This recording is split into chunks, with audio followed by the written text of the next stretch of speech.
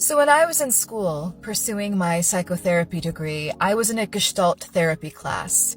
And of all the group exercises that I've ever done in any of my psychotherapeutic work, group facilitation work that I did after I graduated, and things like that, this is the exercise that I think about weekly. So in this class, we did what is called the life raft exercise, where our instructor invited about 10 of us to get into the middle and pretend that we were on this imaginary raft in the middle of the ocean. And so we had to come together to collaborate on how we were going to survive. And so, one of us was going to be the leader, one of us was going to be the enforcer. We were all going to be given certain roles or tasks. But first, my instructor says, one of you in the raft currently has to tip themselves overboard to make more room for the other people in the raft and just peace out. I guess you die, right? You drown your fish food.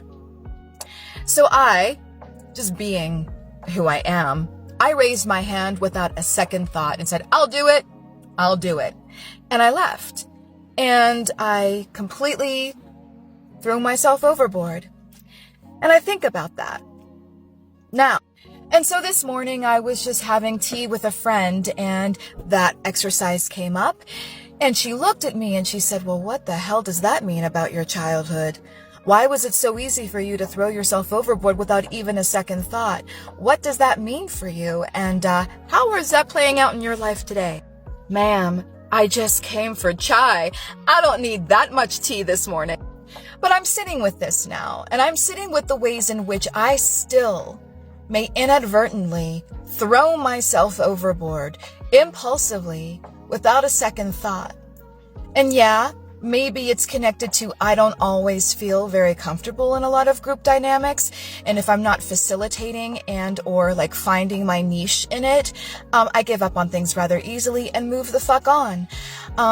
And being in the work that I do too, where I am in a lot of group situations, I'm always perusing the dynamic to see who has the most power, who has the least, and what are the ways with which we can alleviate that differential.